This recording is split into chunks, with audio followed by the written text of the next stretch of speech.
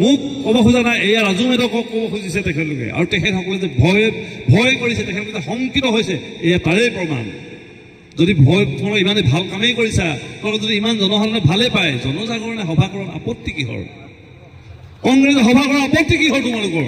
ইমানেই ভাল কাম যদি তোমালোকে কৰিবলৈ সক্ষম হৈছা, বিগত সময়ছোৱাত যদি ৰাইজৰ অভাৱ অভিযোগসমূহক তোমালোকে যদি সমুচিতভাৱে তেওঁলোকক উত্তৰ দিব পাৰিছা, তেওঁলোকৰ অভাৱ অভিযোগ যদি পূৰণ কৰিব পাৰিছা, ৰাজু মেধকৰ উদ্ভাৱনত আগতে তোমালোকৰ ভয় খাব লগা কি আছে? আজি অনুভৱ কৰিছে তেখেতসকলে যে তেখেতসকলৰ ভৰি তলৰ মাটি নাই। তেখেতসকলে যে এই অহা ২৬ চনৰ পাছত যে আমাৰ জোনাইত যে তেখেতসকলৰ অৱস্থিতি নাথাকিব, এয়া তেওঁলোকে ইতিমধ্যে গম পাইছে। তাৰ কাৰণে আমাৰ নিচিনা, মোৰ নিচিনা নম্বৰু কোঁৱৰ, কোনোবা মনোজ বৰুৱা, ভাস্কৰ বৰুৱা, এনেকুৱা ব্যক্তিসকল তেখেতসকলক টাৰ্গেটত আহিছোঁ। এনেধৰণে ক'ব খোজা হৈছে, কিবা কিবি বিভিন্ন ভুৱা কেছ লগাই একদম বড়ো কোঁৱৰক জেইললৈকে পঠাব, তেওঁলোকৰ চিন্তাবিলাক তেনেকুৱা হৈছে। আজি আমি আজি যি পিকনিক এটা কৰিছোঁ, আমি প্ৰীতিভোজ কৰিছোঁ, এই প্ৰীতিভোজত অহাটো মানুহক ৰাইজক আমাক বাধা দিয়া হৈছে। আজি অৰুণোদয় ফৰ্ম বিলাম বুলি ঘৰে ঘৰে গাঁৱে গাঁৱে চুবুৰীয়ে সভা কৰিছে। আজি ঘৰ দিম বুলি, ঘৰ জিঅ'টেক কৰিম বুলি, ঘৰ কাটি দিম বুলি মানুহক ভয় ভাবুকি দেখুওৱা হৈছে। আমাৰ ইতিমধ্যে সকলো কথা আপোনালোকে জানে।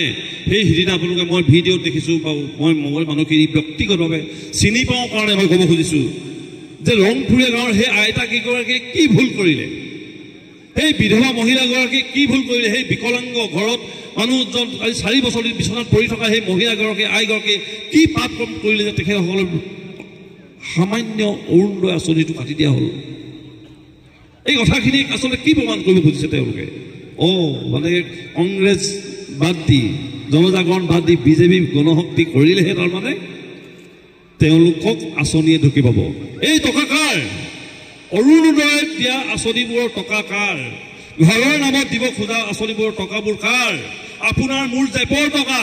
এইবোৰ কোনোবা বিজেপিৰ টকা নহয়, এইবোৰ কোনোবা গণশক্তি লিডাৰৰ টকা নহয়, এইবিলাক আপোনাৰ মোৰ কৰৰ টকাৰে, আমাৰ নামত লোৱা, মূৰৰ নামত লোৱা 50,000 টকাকে প্ৰত্যেকজন ব্যক্তিৰ নামত যি ধাৰ আছে, এই ধাৰৰ টকা, এই বোজাৰ টকা এইবিলাক বিজেপি গণশক্তিৰ টকা নহয়। ৰাইজ ভুল নুবুজিব। আৰু কাটকচোন 1250 টকা কাটক আপোনালোকৰ। আমি ইতিমধ্যে কংগ্ৰেছে কৈ থৈছে যে যদি 2026 চনত যদি চৰকাৰ আহে, কংগ্ৰেছৰ যিটো চৰকাৰ আহে, প্ৰত্যেকগৰাকী মহিলাক 3000 টকা দিয়াৰ কথা কৈছোঁ। গতিকে আমি 3000 টকা ল'বৰ কাৰণে আমি 1200 টকাটো ছেক্ৰিফাইচ কৰিম, কিছুদিনৰ কাৰণে ছেক্ৰিফাইচ কৰিম। গতিকে আমি আশা ৰাখিম অনাগত দিনত আমাৰ জোনাই জনজাগৰণ দলটোৱে সুস্থিৰভাৱে সবলভাৱে আমাৰ জনমতৰ কাৰণে কাম কৰি আহিব। আৰু ৰাইজক মই এইখিনি ক্ষেত্ৰত ইয়াৰ পৰাই এটা ক'ব খুজিম, সন্মুখত যিহেতু আমাৰ সন্মানীয় আমি আগন্তুক আমাৰ বিধায়ক মহোদয় আছে, মই আশা ৰাখিম তেখেতৰ প্ৰতি মই এটা বিনম্ৰ অনুৰোধ থাকিব, আমাৰ ৰাইজৰ দাবী থাকিব যে অনাগত দিনত এই খাটি খোৱা মানুহখিনিৰ যিটো ত্যাগ, যি তেখেত আজি বঞ্চনাৰ বলি হৈছে, যিসকলক নিৰ্যাতন কৰা হৈছে, এই বলি হোৱা নিৰ্যাতিত হোৱা ব্যক্তিসকলৰ স্বাৰ্থত আপুনি কাম কৰিব লাগিব। আপুনি আমাৰ মাতৃ জাতিৰ কাৰণে কাম কৰিব লাগিব।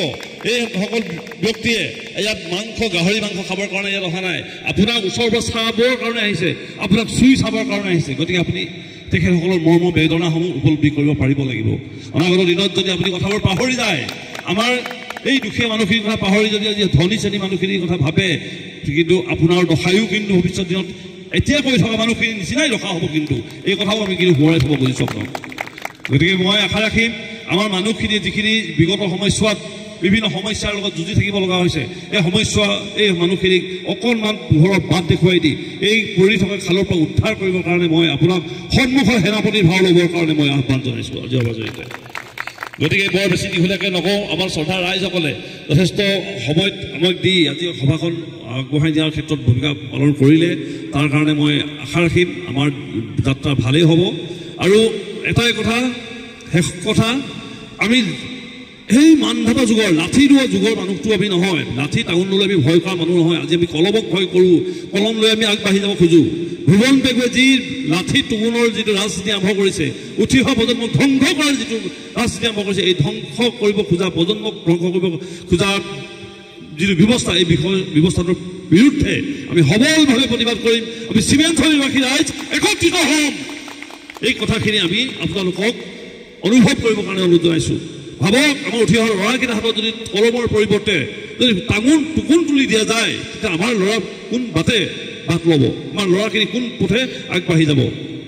গতিকে আমাৰ ভৱিষ্যত প্ৰজন্ম, আমাৰ ল'ৰাখিনিৰ স্বাৰ্থত, আমাৰ উঠি অহা প্ৰজন্মৰ স্বাৰ্থত আমি এইবাৰ ভুৱন পেগুক এই বাছ কৰি পঠাম। আৰু সীমা দিছোঁ আমি, জোনাই যদি জোনাই হয়, জোনাই সীমা চিমেণ্ট নদীখনে যদি হয়, জোনাইৰ পূবফালে থকা 15খনকৈ পঞ্চায়তে সংকল্প ল'ব যে জোনাইৰ পৰা জন্ম হোৱা যোগ্য ব্যক্তি ভূমিপুত্ৰ ৰাজু মাধৱক ভোট দি জয়যুক্ত কৰিব। ৰাইজ কৰিবনে নকৰে? আপোনালোক আছেনে? প্ৰথমবাৰৰ কাৰণে আমি স্বাধীনোত্তৰ কালৰ পৰা আজিলৈকে আমি জোনাই সমষ্টিটোৰ নামটোৰ বাহিৰে এই জনপ্ৰতিনিধি আমি পাব পৰবলৈ সক্ষম হোৱা নাই।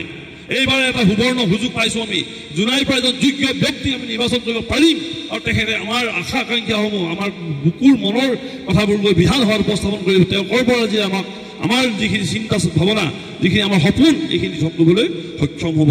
এই কথাখিনিকে মই আজি আপোনালোকক মই সুবিধা পাই, মই আপোনালোকে দিয়া মৰম পাই মই দুআষাৰ বক্তব্য দাঙি ধৰিলোঁ। যদি ক'ৰবাত ভুল ভ্ৰান্তি ৰৈ গৈছে, নিজৰ ল'ৰা বুলি ইতিমধ্যে আপোনালোকে বহুত মৰম দি আছেই আৰু দিব আগন্তুক দিনত।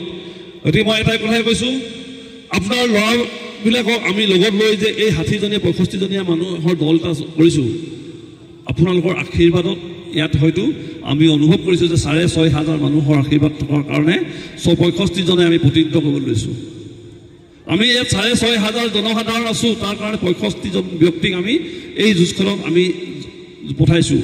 ইয়াৰ পৰৱৰ্তী পৰ্যায়ত আপোনালোক সকলোৱে আমাক আশীৰ্বাদ দি যাব, আপোনালোকে মৰম দি যাব। আমি দলটো সংগঠিত কৰিম, সুন্দৰভাৱে আমি সমাজৰ কাৰণে কাম কৰাৰ প্ৰতিশ্ৰুতি দিম।